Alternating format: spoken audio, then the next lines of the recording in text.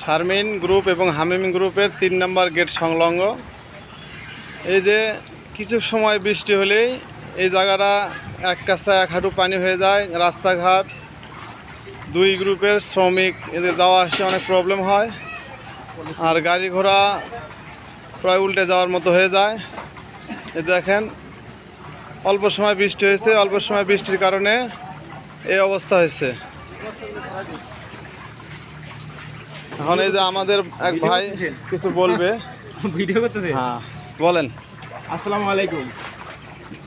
আসলে সত্যি কথা বলতেছি কি, সামান্য কিছু বৃষ্টি হলেই মহল্লা এই শামিম 3 নম্বর গেট এয়ারপোর্ট ইউনিয়নের পিছনে এই বাড়ির পানি, ফ্যাক্টরির পানি দিয়ে রাস্তা এমনভাবে আটকা পড়ে যে মসজিদ, মাদ্রাসা, বাচ্চা কাচ্চারা যাইতে, নামাজ পড়ে যাইতে, তারপরে গার্মেন্টসের শ্রমিক যাইতে অনেক কষ্ট হয়ে যায়। এমন কষ্ট হয় যে প্রতি মাসের ভিতরে যে কদিন বৃষ্টি হবে ঠিক সে কদিন এই পানির সমস্যার সৃষ্টি হয়ে যায়। এখানে ওই পাশে একটা মাদ্রাসা আছে, 2টা মসজিদ আছে। দুইটা মসজিদ আছে, মাদ্রাসা আছে, বাচ্চা কাচ্চাদের সমস্যা হয়, স্কুলে যাইতে, গোজবাগ স্কুলে যাইতে সমস্যা হয়।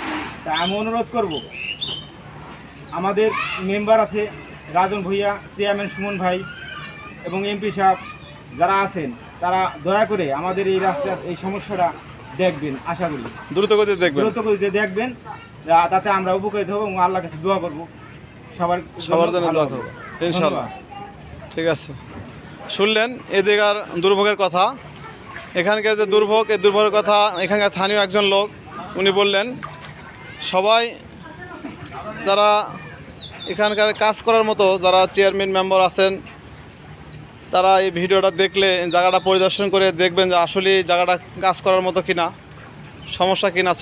শ্রমিক এবং মাদ্রাসা, মসজিদ যারা নামাজ পড়ে তাদের জন্য অনেক সমস্যা, শ্রমিকরা আসতেও সমস্যা, যাইতেও সমস্যা আছে। কৃতপক্ষের দৃষ্টি আকর্ষণ করছি, যারা কাজ করার মতো তারা কাজ করবেন ইনশাআল্লাহ।